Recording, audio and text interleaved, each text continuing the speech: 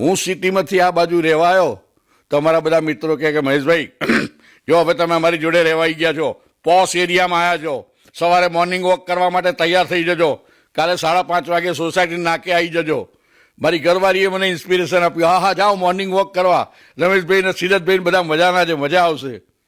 હું તો આગલા દિવસે ટ્રેક સૂટ ખરીદી આવ્યો, ટ્રેક સૂટ પહેર્યો, 4-5 જાતના એલાર્મ મૂક્યા, સવારે જાગ્યો, 5:30 વાગે સોસાયટી નાકે ગયો, 10 મિનિટ રાહ જોઈ, જે લોકો મને બોલાવ્યો તો ને એ જ નહીં આવેલા.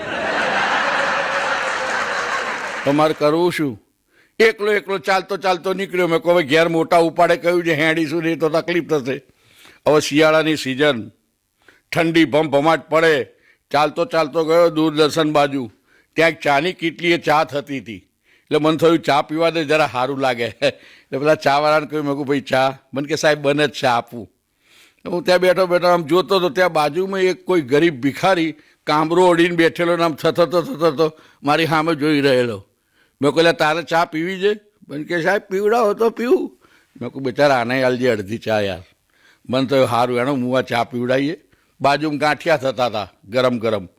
મેં કહું 100 ગ્રામ ગાંઠિયા. મેં કહું ચા જોડે ગાંઠિયા ખાઈએ મજા આવે. ત્યાં પાછો પેલો ભિખારી જોઈ રહ્યો મારી સામું આમ દયામણી નજરે. હું તાર ખાવા જ લ્યા? મને કે ખવડાવો તો ખાવું. મેં કહું ભાઈ આને 50 ગ્રામ આને હાલ. ચા નાસ્તો કર્યો, જરા પેટમાં ઠીક લાગ્યું. મેં કહું હવે ઘેર જવામાં વાંધો નથી. પછી પૈસા આપવા માટે પાકીટ જોવા ગયો ને ત્યાં ખબર પડી કે હારો મેં તો ટ્રેક સૂટ પહેરેલો, ખીશું જ ના હોય અંદર. તો હું આમ શોધવા માંડ્યો. મેં કહું આ હારો લોચો પડ્યો. તો પેલો ભિખારી મારી સામે જોઈ ગયેલો. મને કે પૈસા નથી? મેં કહું ના. મને કે ઊભો રહે હું આલું છું. મેં કહું સોરી. મને સોરીની હગી થાનામાંનો ઊભો રહે ને. એણે એની ગંદી થેલીમાંથી કાઢી ચા નાસ્તાના પૈસા આપ્યા. મને એટલી બધી શરમ આવી કે આ ભિખારીએ પૈસા આપ્યા. એટલે મેં એને કહ્યું, મેં કહું દોસ્ત તું એક કામ કર, મારી જોડે રિક્ષામાં મારા ઘેર ચલ, હું તને ચા નાસ્તાના પૈસા આપું ને રિક્ષાના આપું. પેલો કે બસ ભાઈ મારું ચા નાસ્તામાં કરી નાખ્યું એટલું પૂરતું નથી કે હજી પાછો રિક્ષામાં ઉતારવો છે. મેં પેલા કલાકાર છું, મને કે બહુ મોટો કલાકાર છે યાર, મારા જેવા ભિખારી નહીં ના છોડ્યો.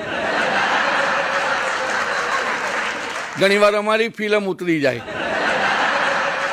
બીજું એક ખાસિયત શું છે કે અમદાવાદમાં ડાયા થવાય, દોઢ ડાયા ના થવાય. દોઢ ડાયા થયા તો ગયા કામથી. અમે વાયબ્રન્ટ ગુજરાતમાં ગયેલા, વહેલા પહોંચી ગયેલા પ્રોગ્રામમાં કલાકારો. ત્યાં એક જણ 2 વ્હીલર પર બેઠેલા, માથે હેલ્મેટ પહેરેલી અને હેલ્મેટ પર ખણતા હતા. મને નવાઈ લાગી, હું જરા ડાયો થયો. હું કેમ બાપુ હેલ્મેટ પર ખણો છો? મને કે માથામાં વલુર આવે છે. તો મેં કહું દોઢ ડાયો થયો. મેં કહું હેલ્મેટ ઉતારીને ખણો ને. મને કે આગળ જા સલાહ આપ્યા વગરનો. મને કે તને પૂંઠે ખણ આવે તો શું કરે છે? હેલ્મેટની જેમ ઉતારીને ખણે જ.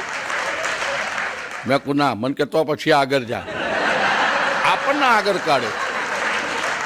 બીજું કે પૈસાનું પૂરેપૂરું વળતર લેવાની જો તાકાત હોય ને સાહેબ, અમદાવાદવાળાનો તમને કહી દઉં, અમારા હું સોલામાં ડેન્ટિસ્ટના દવાખાના છે બધા, કન્સલ્ટિંગ રૂમ. એમાં એક ડોહો ઉંમરલાયક સવારના પોરમાં 9 વાગે પહોંચી ગયો એક ડૉક્ટરના ત્યાં. સાહેબ દોત બહુ દુખે છે. સાહેબ કે બેસ ખુરશીમાં. સાહેબ આમ કરીને આમ જોયેલા કે તારી દાઢ તો હડેલી છે, પાડવી પડશે. તો કે સાહેબ પાડી નાખો. પણ કે ઊભા રહો, પૈસા કેટલા થાય એ કહો. ડૉક્ટર કે 500 રૂપિયા. પેલો કે 500 રૂપિયા? અરે કે બીજા ડૉક્ટરો તો હમ પાડે છે.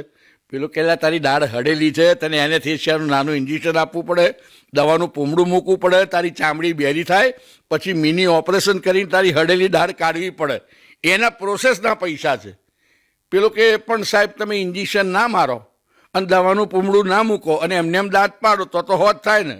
ડૉક્ટર કે નેચરલી. તો કે એક કામ કરો, આ બધી માથાકૂટ છોડો, ઇન્જેક્શન બિન્જેક્શન નહીં આલું, એમને ખેંચી પાડો. ડૉક્ટરે થયું હમણાં આને ઓપરેશન કરીશ એટલે બૂમ પાડશે ને ઇન્જેક્શન આલીશ અને 500 કમાઈશ. ડૉક્ટરે બેહાડ્યો. અડધો કલાક ગળમથલ કરીને એનો હડેલો દાંત કાઢી નાખ્યો. આ એક અક્ષર બોલ્યો નહીં. ડૉક્ટરને નવાઈ લાગી, આ પેશન્ટની કેટલી બધી ધીરજ છે. ડૉક્ટર ખુશ થઈ ગયો અને સામેથી 50 આલ્યા કે તારા જેવો પહેલો પેશન્ટ જોયો યાર, જા જા જતો રહે. વાહ. એ તો જતો રહ્યો. હાજે ચાની કીટલી આ બધા ડૉક્ટરો ભેગા થયા દાંતના. એમાં આણે વાત કરી કે મારા ત્યાં એક જબરદસ્ત પેશન્ટ આવ્યો યાર. એને એનેસ્થેસિયાનું ઇન્જેક્શન ના આપ્યું, દવાનું પૂમડું ના મૂક્યું અને હળેલી દાળ ખેંચી નાખી. હારો એક અક્ષર બોલ્યો નહીં. બીજો દાંતનો ડૉક્ટર કે 1 મિનિટ, લાંબા હરખો હતો? હા. કે લીલો જબ્બો પહેર્યો હતો? હા. એટલે કે એ તો મારા ત્યાં આવ્યો હતો.